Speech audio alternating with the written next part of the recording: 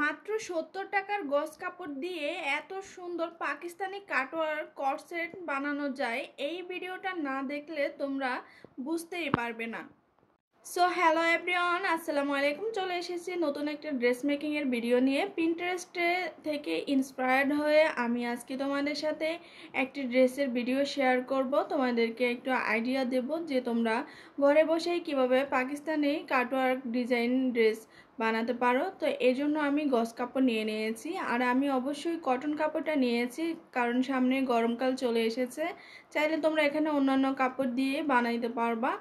আর এখানে আমি যে ডিজাইনগুলো করেছিলাম এই ফুলগুলো আমি চোষা কাপড় দিয়ে করেছিলাম। এখানে তোমরা অন্যান্য কাপড় নিতে পারো, অর্গানজা নিতে পারো, টিস্যুর কাপড় নিতে পারো। তো আমি এই কাপড়টাই নিয়ে নিয়েছিলাম।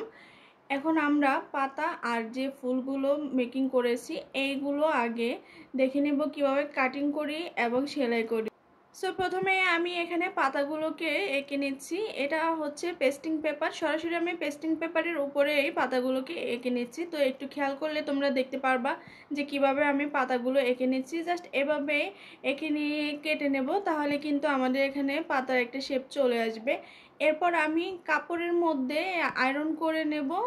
আর এখানে আমি পাতার জন্য যে কাপড়টা নিয়েছি এটা ছিল সুতি কাপড়, আর চোষা কাপড় আমার কাছে এই কালারটা ছিল না, এই জন্য আমি সুতি যে কাপড় মানে কটন যে কাপড়টা ছিল এই কাপড়টাই নিয়েছি।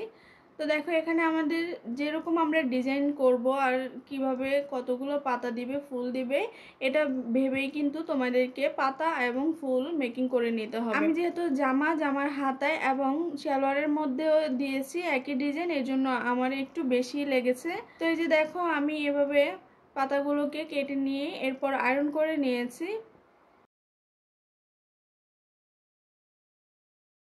এখন আমি ফুলটা প্রথমে পেপারের মধ্যে এঁকে নিচ্ছি।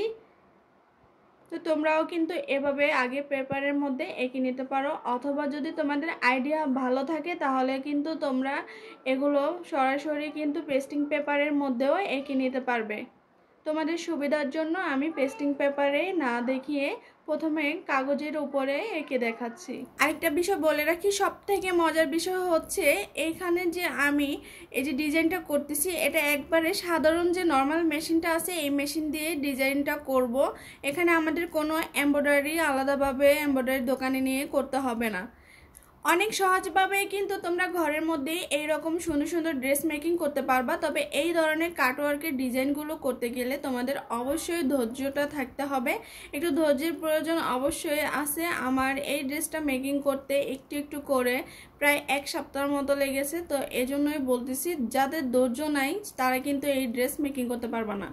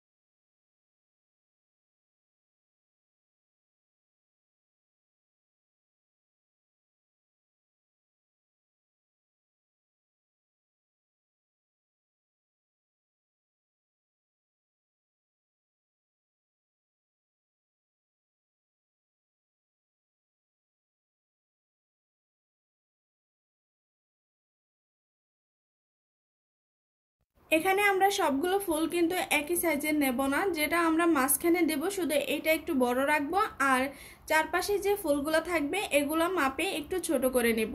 তো কাটিং করার সময় তোমরা এই জিনিসটা খেয়াল করে নেবে। ফুলগুলো কাটিং করা হয়ে গেলে আমি আয়রন করে নেব। এরপর এখানে আমি আরেক পার্ট কাপড় দিয়ে নেব, কারণ এই পেস্টিং পেপারের জন্য কাপড়টা একটু হালকা লাগতেছে, এজন্য আমি আরেকটা পার্ট দিয়ে নিয়েছি। এমব্রয়ডারি ডিজাইনটা করার জন্য আমাদের এখানে প্রয়োজন হবে উলের যে সুতাগুলো আছে, এগুলো তোমরা আশেপাশের দোকানে কিন্তু সুই সুতোর দোকানে পেয়ে যাবা। আমি এই উলের সুতাটা এনেছিলাম, 20 টাকা নিয়েছে আমার কাছে। আর এই সুতাটাকে আমি ববিনের মধ্যে পেঁচিয়ে নেব। আর একটা ববিন দিয়ে কিন্তু আমার একটা ফুল সেলাই করতে পেরেছিলাম। সুতাটা ববিনের মধ্যে পেঁচানোর পরে কিন্তু অবশ্যই ববিন কেসটাকে একটু লুজ করে নিতে হবে। আর উপরে আমাদের নর্মাল যে সুতা থাকে সেলাইয়ের জন্য এই সুতাটাই থাকবে।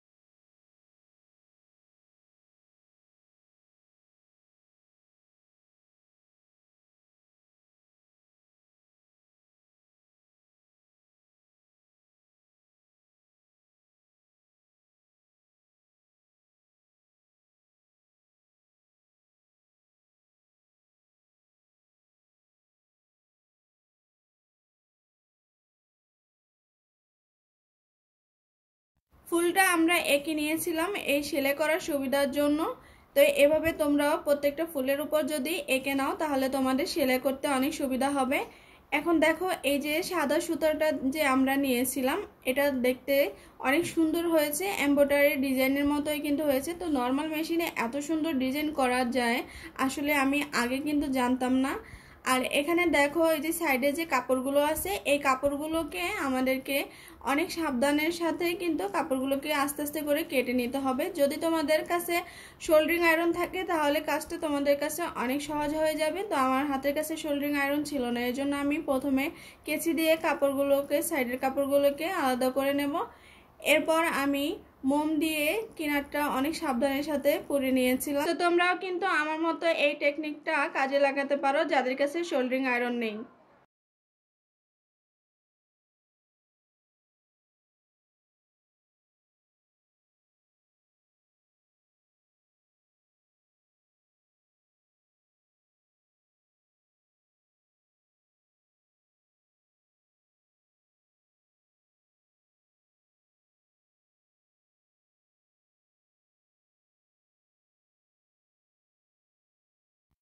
একইভাবে আমি সবগুলো ফুল সেলাই করে নিয়েছি আমার যে কয়টা ফুলের প্রয়োজন ছিল।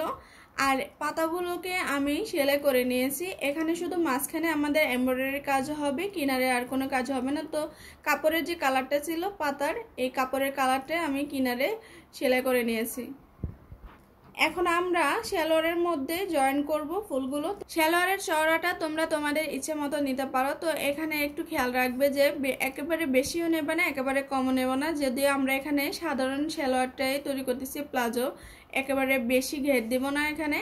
আর ফুলগুলো আমি কিভাবে সেট করতেছি একটু ভালোভাবে খেয়াল করে দেখো। নিচের দিক থেকে আমরা 1 থেকে 1.5 ইঞ্চি কাপড় কিন্তু রেখে দেব, এটা আমরা পরবর্তীতে আলাদা কাটিং করে নেব। আর চাইলে তোমরা কাটিং করার পর সেলাই করতে পারো, অথবা কাটিং না করে সোজাসুজি রাখতে পারো, তবে কাটিং করলে বেশি ভালো হবে। আর কাটিং কিভাবে করবে সেটা আমি একটু পরে তোমাদেরকে দেখিয়ে দিচ্ছি। প্রথমে তোমরা মাপ মতো ফুলগুলো দিয়ে নেবে আর পাতাগুলো দিয়ে নেবে। প্রথমে আমি দেখে নিচ্ছি ফুলগুলো আর পাতাগুলো কিভাবে দিলে বেশি ভালো লাগবে। তো এরপর আমি গ্লু দিয়ে এগুলো সেট করে নেব, নাহলে কিন্তু গ্লু দিয়ে সেট না করে যদি সেলাই করতে যাই তাহলে সেলাইটা উল্টোপাল্টা হয়ে যাবে, ফিনিশিংটা সুন্দর আসবে না। এজন্য আমি এখানে দেখতে পাচ্ছ গ্লু নিয়ে নিয়েছি, আর গ্লু দিয়ে আমি এগুলো আগে ফুলগুলোকে কাপড়ের সাথে লাগিয়ে নিয়েছি। এরপর একটু শুকানোর পরে আমি সেলাই করে নিয়েছিলাম।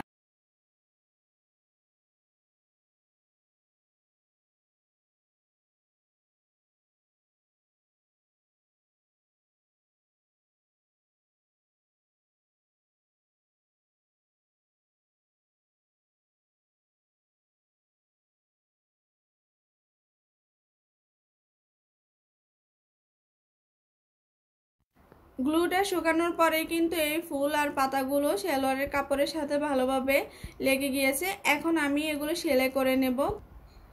সো ফুলগুলো সেলাই করার জন্য এখানে যে আমরা প্রথমে এমব্রয়ডারির মতো করেছিলাম, এই যে জয়েন্টটা দেখতে পাচ্ছ, এখান থেকে প্রথমে শুরু করবে। পাতা এবং ফুলের ভিতরে ভিতরে আমি যে ডিজাইনটা করব এটা আমি কপি কালার এই সুতাটা দিয়েই করেছি।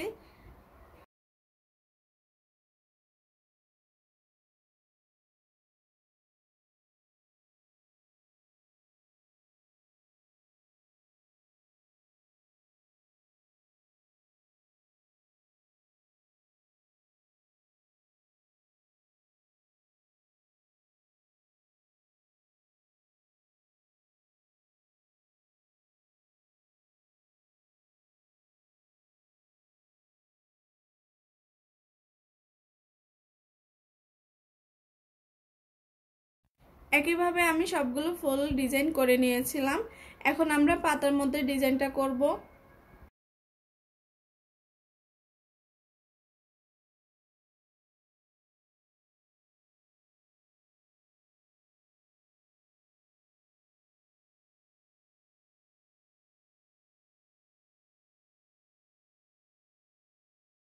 ভিতরের ডিজাইনটা করার পর এখন আমরা সুই সুতো, হাতে সুই সুতো দিয়ে এই ফুলগুলো সেলাই করে নেব। এখানে তোমরা প্রথমে পুরোটা ফুল ডিজাইন করে তারপরেও সেলাই করে নিতে পারবে, কিন্তু সবথেকে বেশি ভালো হয় যদি তোমরা আমি যেভাবে করেছি এইভাবে করো।